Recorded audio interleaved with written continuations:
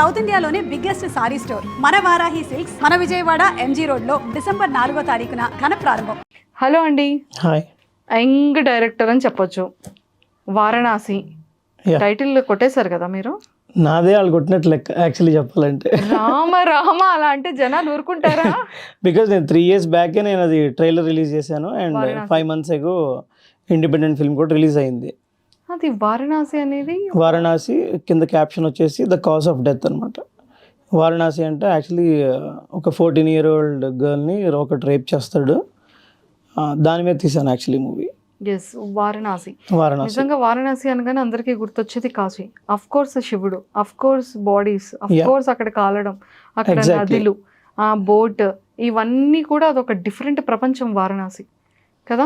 అంటే ఒక యంగ్స్టర్ అయి ఉండి ఒక మంచి లవ్ స్టోరీనో, ఒక మంచి లవ్ అండ్ రొమాంటిక్ స్టోరీనో, లేదా ఒక మంచి కమర్షియల్ హిట్ అంటారు, కానీ మీరు ఏంటండి కంప్లీట్గా అంటే అరే ఇంకా అన్నీ వదిలేసిన వాడికి కాశీ దిక్కురా అంటారు, అలా వారణాసి మీద పడ్డారు. అంటే వారణాసి యాక్చువల్లీ టైటిల్ ఒకటే తీసుకున్నాను నేను. వారణాసి అనేది జస్ట్ ఫర్ టైటిల్ అంతే. వాడి పేరు వారణాసి క్యారెక్టర్స్ నేమ్ అనమాట. టైటిల్ రోల్ నరసింహ అని అతను ప్లే చేశాడు. యా, ఇందులో ఏం జరుగుద్దంటే వారణాసి అండ్ సిస్టర్ గౌరీ, తనకు ఒక ఫ్రెండ్ కృష్ణ అని ఉంటుంది. ఆ అమ్మాయికి 12-year-old గర్ల్, 12 or 14-year-old ఒకసారి ఇంటికి వస్తుంది. ఇంటికి వచ్చిన తర్వాత వీడికి కొంచెం కులం పిచ్చి. ఎవరికి? పాశం దుర్గా అనే ఒక వ్యక్తికి కులం పిచ్చి. పాశం దుర్గా ఎవరంటే వారణాసి వాళ్ళ ఫాదర్. ఏం చేస్తాడు, నువ్వే కులం తక్కువడివి అని చెప్పి అంటది ఆ అమ్మాయి కృష్ణ ఒక సందర్భంలో. అన్నప్పుడు నన్ను కులం తక్కువ నన్నే కులం తక్కువ అంటావా నువ్వు అని చెప్పి వాడు అమ్మాయిని రేప్ చేసి చంపేస్తాడు. 14 years ఇది సెంటెన్స్, లైఫ్ సెంటెన్స్ వేస్తారు. రిలీజ్ అయిన తర్వాత కన్న తండ్రిని కూడా చూడకుండా వారణాసి గాడు దుర్గాని చంపేస్తాడు. రిలీజ్ అయినాక ఆల్రెడీ శిక్ష అనుభవించి వచ్చిన తర్వాత కూడా అతని కోసం వెయిట్ చేసి 14 years తర్వాత తన చెల్లి ఫ్రెండ్ని చంపినందుకు గాను చంపేస్తాడు అనమాట. దానికోసం అనమాట. అంటే అట్ ఎనీ కాస్ట్ ఉరిశిక్ష అనేది కంపల్సరీ, వీటికి రేప్స్ చేసిన వాళ్ళకి ఉరిశిక్ష ఫైనల్ జడ్జిమెంట్ అవ్వాలి అని చెప్పి ఒక కాన్సెప్ట్తో నేను ఆ మూవీ తీశాను, Varanasi. That is Varanasi. Varanasi title అనేది అలా పుట్టుకొచ్చింది. యా, కాజ్ ఆఫ్ డెత్ అంటే యాక్చువల్లీ డెత్ చనిపోయిన తర్వాత అందరూ అస్థిక నిమజ్జనానికి దానికి వారణాసికి ఎలా వెళ్తారో ఇక్కడ ఏంటంటే దానికి కారణమే వారణాసి అయ్యాడు అనమాట. ఎవరి మరణానికి? వాళ్ళ తండ్రి మరణానికి. సూపర్. సో ఈ స్టోరీ ఇక్కడ వరకు చాలా బ్యూటిఫుల్గా ఉండింది. అండ్ ఫస్ట్ రాహుల్ రాయ్ అంటే అటు నార్త్ అబ్బాయా? కాదు, వెస్ట్ గోదావరి. వెస్ట్ బెంగాల్ కాదు, west Godavari. West Godavari. So మరి మా మేనత్త సోషల్ టీచరు, తన పేరు వెంకటేశ్వరి. తను రాజారాం మోహన్ రాయ్కి ఇన్స్పైర్ అయ్యి నాకు ఆ నేమ్ పెట్టింది అనమాట. రాయ్ అని తను యాడ్ చేసింది, రాహుల్ రాయ్. సో ఆ ఇన్స్పిరేషన్ కాస్త ఇక్కడ రాహుల్ రాయ్. మరి రాహుల్ రాయ్ ఆ ఇన్స్పిరేషన్కి తగ్గట్టు ఏమైనా చేశారా మరి? దాని ప్రకారమే నేను మెసేజ్ ఓరియంటెడ్ ఫిల్మ్స్ తీస్తున్నాను. Okay. Ya, first RGV spark. అత్తకి కూతురు ఉన్నారు, ఇద్దరు ఉన్నారు కానీ వదిలి ఇద్దరు పెద్దవాళ్ళు. సో అయ్యో అత్త మిస్సింగ్. ఒకవేళ చిన్నవాళ్ళనే పెళ్లి చేసుకున్నాను actually. Not interested in marriage ప్రస్తుతానికి. నాట్ ఇంట్రెస్టెడా? ఫ్యూచర్ లో కూడా అసలు మాక్సిమం అయితే నా టార్గెట్ అయితే మ్యారేజ్ చేసుకోవద్దు అని. ఓ, టార్గెటే పెట్టేసుకున్నా.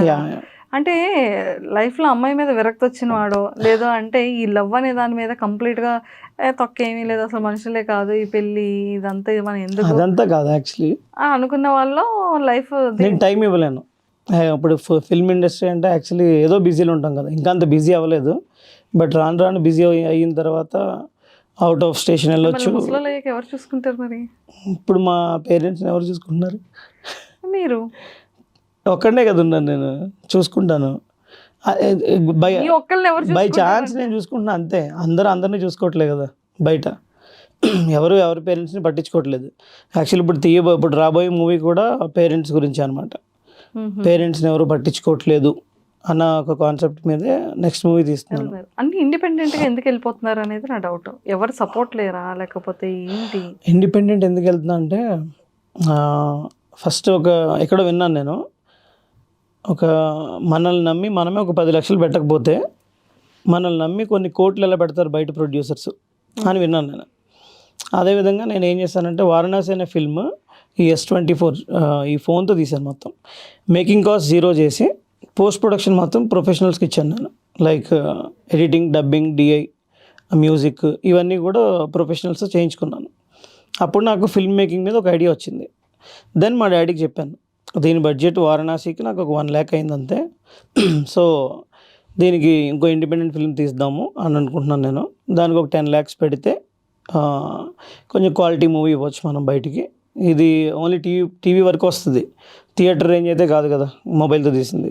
సో అందుకని FX3 కెమెరాతో ఒక ప్రొఫెషనల్ని హైర్ చేసుకున్నాం, కేబీ అని చెప్పి. సూపర్ కెమెరామ్యాన్ తను, డిఓపి కేబీ.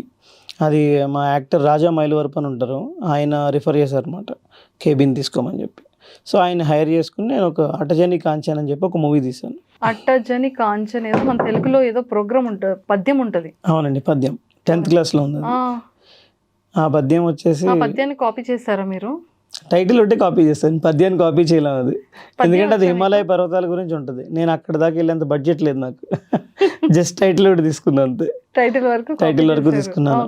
యా, అదే మూవీ కాన్సెప్ట్ ఏంటి? ఆ తల్లిదండ్రుల్ని పిల్లలు పట్టించుకోవట్లేదు, వదిలేస్తున్నారు. అంటే అంటే అక్కడికి చని అంటే వెళ్ళడం, అక్కడికి వెళ్ళి చూశాను. కాంచన్ అంటే చూడడం, అక్కడికి వెళ్ళి చూశాను, ఒక క్యారెక్టర్ అక్కడికి వెళ్ళి చూశాను అనే దాని పేరే అటజన కాంచన్. ఎగ్జాక్ట్లీ. ఓకే, ఈ అటజని కాంచన్, అందులో ఈ అటజని కాంచన్ అనే ఫిల్మ్లో ఒక క్యారెక్టర్ ఒక చోటుకి వెళ్ళి వాళ్ళ తల్లిదండ్రుల యొక్క గొప్పతనాన్ని తెలుసుకుంటాడు. సేమ్ లైక్ ఇది ప్రవరుడు హిమాలయ పర్వతాలకు వెళ్ళి హిమాలయాలు ఎంత బ్యూటిఫుల్గా ఉంటాయి అన్నది అలసాని పెద్దన్ గారు రాశారన్నమాట ఈ పద్యం. ఆ పద్యం ఏంటంటే, అటజని కాంచ భూమిసురు డంబర చుంబిశిరస్స రజ్జరీ పటల ముహుర్లు తదభంగ తరంగ మృదంగ నిస్వనస్ఫట నటనానుకూల పరిపుల్ల కలాప కలాపి జాలమున్ ఘటక చరిత్కరేణు కరకంపిత సాలము శీతశైలమున్ అని ఒక పద్యం రాశారు. అంటే ఏంటంటే అదంతా ఇప్పుడు ఎక్స్ప్లెయిన్ చేయడం అంత ఇది కాదు, ఎందుకంటే ప్రవరుడు అనే అతను యాక్చువల్లీ ఐసోలేటెడ్గా ఉండేవాడు. ఆయన ఫస్ట్ టైం టూర్కి వెళ్ళినప్పుడు హిమాలయ పర్వతాలను చూసి దాని వర్ణన ఇలా చేస్తాడు అనమాట అలసాని పెద్దన. ఆయన చెప్పిన దాన్ని బట్టి, ప్రవరుడు చెప్పిన దాన్ని బట్టి, ఎలా అంటే నెమళ్ళు నాట్యం చేసినట్టున్నాయి, మృదంగం వాయించినట్టు ఉంటుంది అని చెప్పి, అలా అక్కడికి వెళ్ళి వాళ్ళ గొప్పతనం చూసుకున్నట్టు, ఇది హిమాలయాల యొక్క గొప్పతనాన్ని ప్రవరుడు అక్కడికి వెళ్ళి చూసినట్టు, ఇందులో గిరి అనే పాత్రధారి ఒక చోటుకి వెళ్ళి వాళ్ళ తల్లిదండ్రుల యొక్క గొప్పతనాన్ని చూసుకుంటాడు అనమాట, తెలుసుకుంటాడు. That is the whole concept of this movie. RGV గారు దగ్గర మీరు వర్క్ చేశారా అని విన్నారా? అదొక పెద్ద కన్ఫ్యూజన్ నాకు. ఆర్జీవి గారు వర్క్ చేయలేదు. యాక్చువల్లీ ఒక 4 years బ్యాక్ 2021లో ఆర్జీవి గారు స్పార్క్ షార్ట్ ఫిల్మ్ కాంటెస్ట్ అని ఒకటి పెట్టారు. అవును, దాంట్లో ఓవరాల్ 9,000 ఫిలిమ్స్కి నాది 2nd వచ్చింది ఇండియాలో. ఒక ప్రైజ్ కూడా ఇచ్చారు, ప్రైజ్ మనీ అదిని.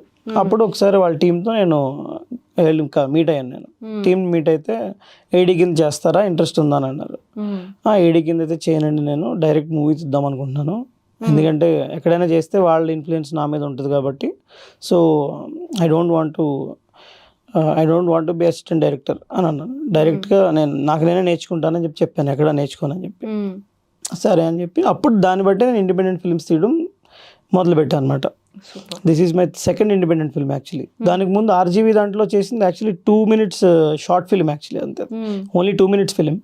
2 minutes టాప్ 2 లో ఉంది, ఇండియాలోనే సెకండ్ ప్లేస్ 9,000 ఫిలిమ్స్ లో. యా, దాని టైటిల్ వచ్చి రిటర్న్ బై. బ్రెయిన్ ఉంది, ఇంత బుర్ర ఉంది, ఇంత క్యాపబిలిటీ ఉంది, ఎందుకని ఇండస్ట్రీలో బిగ్ ఫిలిమ్స్ కి ఆపర్చునిటీస్ రావట్లేదా?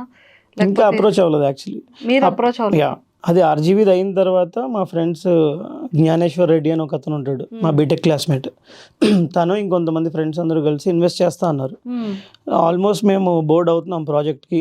వికారాబాద్ వెళ్ళాము, లొకేషన్ కూడా స్కౌటింగ్కి వెళ్ళాం, అంతా ఫైన్. కాకపోతే అన్ఫార్చునేట్లీ మా మదర్ చనిపోయారు అనమాట 3 years బ్యాక్.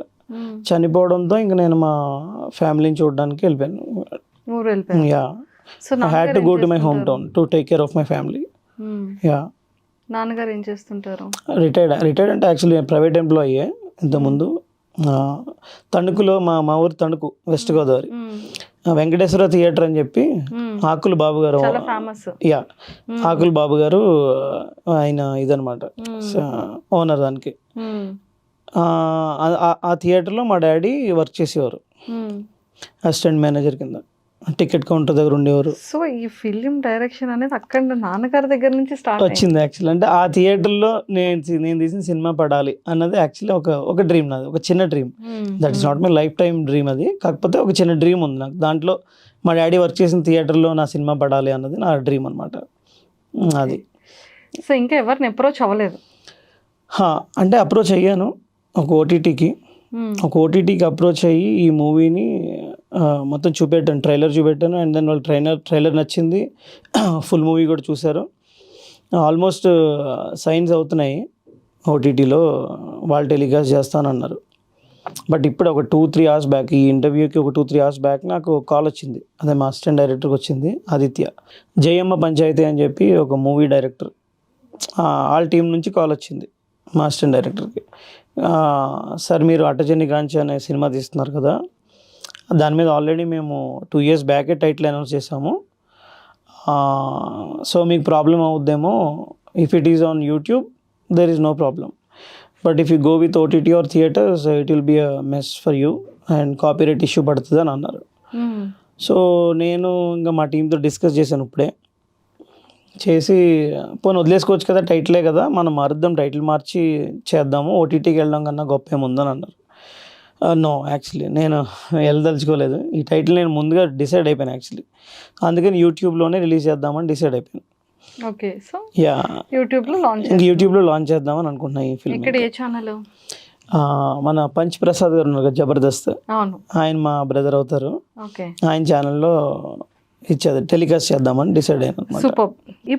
ఇప్పుడు అప్కమింగ్ ఈ ఫిలిం తర్వాత నెక్స్ట్ ఏమైనా ప్రాజెక్ట్స్ రెడీగా ఉన్నాయా? ఇంకేమైనా చేయాలనుకుంటున్నారా?